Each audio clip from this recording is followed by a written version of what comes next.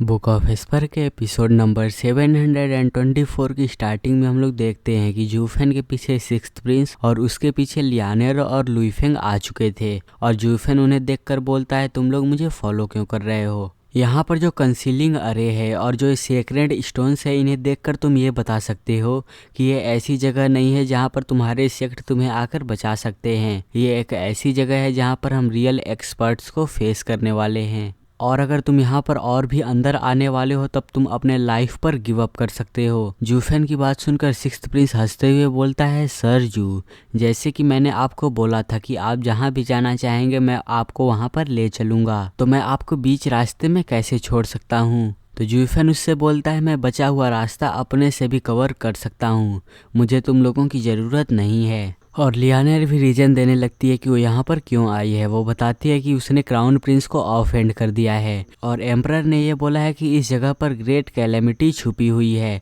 और ये क्वेनरोंग एम्पायर को भी डिस्ट्रॉय कर सकती है, इसीलिए मैं यहाँ पर आई हूँ और फिर मैं जाकर एम्परर से माफ़ी मांगूंगी जिससे कि वो हमारे ट्यूबा फैमिली को सारी अथॉरिटी वापस कर दें। और हम सभी को पता है कि ये यहाँ पर क्यों आई है, ये अपने फैमिली के लिए नहीं बल्कि जूफेन के लिए आई है। और जूफेन बोलता है यहाँ पर कुछ सील किया गया है और इसे छुपाया गया है, इसका मतलब ये हुआ कि जो भी चीज़ यहाँ पर है वो तुम लोगों के औकात के बाहर की है और यहाँ पर आना मतलब कि अपने जान से खेलना हुआ।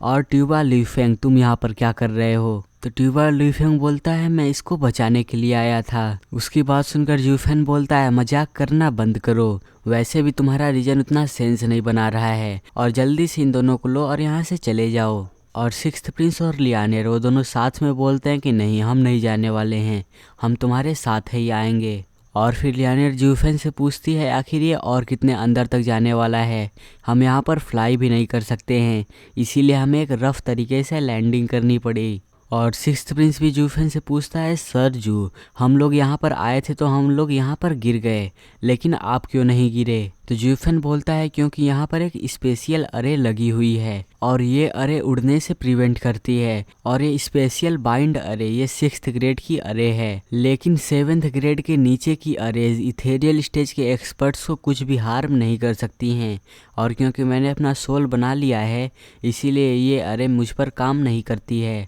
और अब तुम लोग यहाँ से ऊपर भी नहीं जा सकते हो क्योंकि ये अरे तुम लोगों को उड़ने नहीं देगी, इसीलिए टाइम वेस्ट करना बंद करो और मेरे पीछे आ सकते हो। और हाँ, मैं इस अरे को अब तोड़ने वाला नहीं हूँ जिससे कि तुम सभी ऊपर जा सको। और फिर जूफेन अपनी फेरी के साथ फिर से आगे आगे चलने लगता है।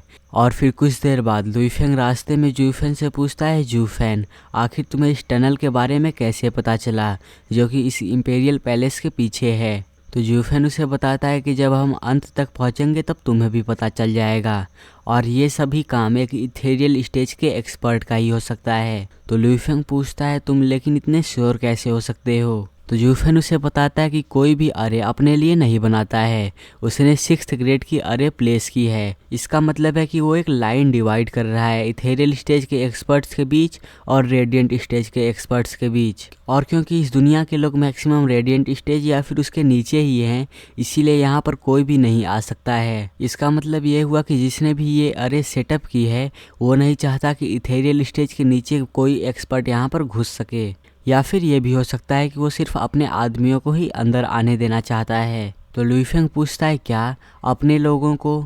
तो जूफेन बोलता है हाँ, क्वेनरोंग एम्पायर में सिर्फ मॉर्टल सेक्ट्स ही नहीं आते हैं। और जूफेन के इतना बोलने के बाद ही लियानेर और ट्यूबा लुईफेंग बोलते हैं इसका मतलब ये हुआ कि इसके पीछे बीस्ट टेमिंग सेक्ट है। तो जूफेन बोलता है हाँ, हम ये मान सकते हैं कि ये रास्ता बीस्ट टेमिंग सेक्ट तक ले जाता है, लेकिन इससे मुझे कोई भी फर्क नहीं पड़ने वाला है क्योंकि वो बस कुछ ही इथेरियल स्टेज के एक्सपर्ट्स होंगे और तो और वो सिर्फ एक लोअर 3 सेक्ट के पार्ट हैं और मैं उन्हें आसानी से ख़त्म कर सकता हूँ। और जहाँ तक रही बात तुम लोगों की, तुम लोग अपने प्रोटेक्शन कैसे करोगे। प्रिंस हंसते हुए बोलता है हम सभी ठीक रहेंगे क्योंकि आप हमें प्रोटेक्ट करने वाले हो और हमें कुछ भी टच नहीं कर सकता है। तो जूफेन बोलता है इतना खुश मत हो जाओ, मैं सिर्फ अपने आप को प्रोटेक्ट कर सकता हूँ, मैं तुम लोगों की जिम्मेदारी नहीं ले सकता हूँ। और फिर लियानेर जूफेन से पूछती है बीस्ट टेमिंग सेक्ट क्वेनरोंग एम्पायर के पीछे बस वॉच कर रहा है, लेकिन वो हमें हार्म क्यों पहुँचाएंगे जबकि हमने कुछ गलत भी नहीं किया है।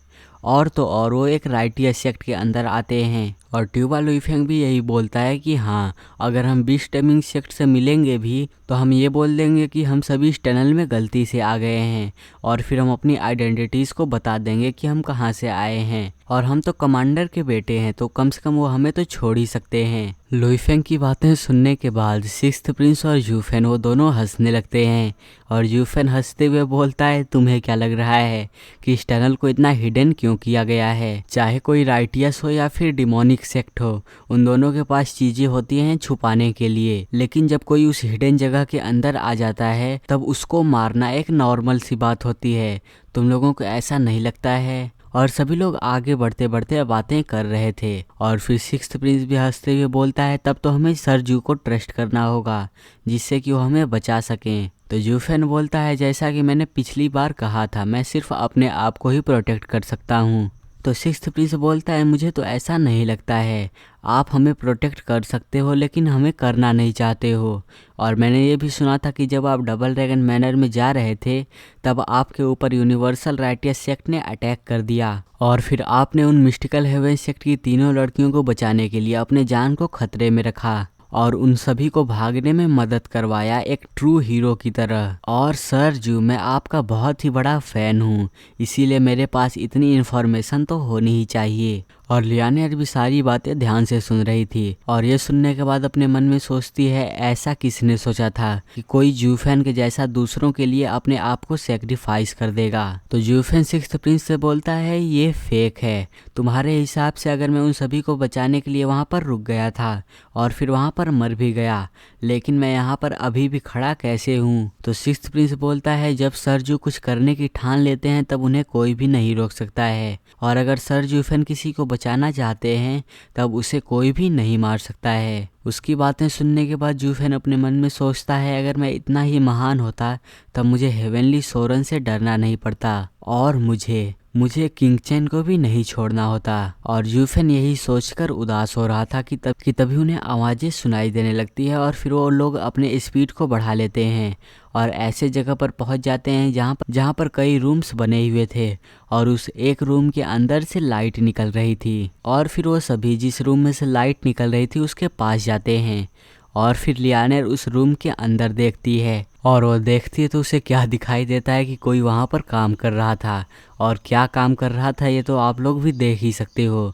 और ये देखने के बाद वो बहुत ज़्यादा शर्मा जाती है और फिर जैसे ही पीछे हटती है तो उसके कदमों की आवाज़ जो काम कर रहा था वो सुन लेता है और बोलता है कि बाहर कौन है। और फिर जूफेन भी गेट खोलकर अंदर आ जाता है और जूफेन और सिक्स्थ प्रिंस का रिएक्शन देखो, मुझे तो सिक्स्थ प्रिंस का रिएक्शन बहुत ज़्यादा अच्छा लगता है। और वो बीस्ट टेमिंग सेक्ट का मेंबर लग रहा था और वो चिल्लाते हुए बोलता है, तुम सभी की हिम्मत कैसे हो गई और तुम यहाँ पर क्या करने के लिए आए हो और तुम्हारी हिम्मत कैसे हुई कि तुम मेरे ट्रेनिंग रूम में बिना पूछे आ गए। और ये इसका ट्रेनिंग रूम है, ये बीस्ट टेमिंग सेक्ट का मेंबर ट्रेनिंग रूम में अपना ट्रेनिंग कर रहा था। तो फिर जूफेन अंदर आते हुए बोलता है, क्या तुम बीस्ट टेमिंग सेक्ट के मेंबर हो? और हाँ, अगर तुम्हारी ट्रेनिंग ख़त्म हो चुकी हो तब मेरे पास तुम्हारे लिए एक क्वेश्चन है, तुम्हें उसका बस आंसर देना है। और जूफेन का चेहरा देखकर हम ये बता सकते हैं कि अगर वो बीस्ट टेमिंग सेक्ट का मेंबर आंसर नहीं देगा तो उसका क्या होगा। और मुझे तो ऐसा ही लग रहा है कि शुरू में तो वो आंसर नहीं देने वाला है। इसी के साथ ये चैप्टर एंड हो जाता है और अगर आप लोगों को अगला चैप्टर जल्दी चाहिए तो इस चैनल को सब्सक्राइब करके इस वीडियो को लाइक कर देना और मुझे कमेंट में ज़रूर बताना कि आज का एपिसोड कैसा लगा।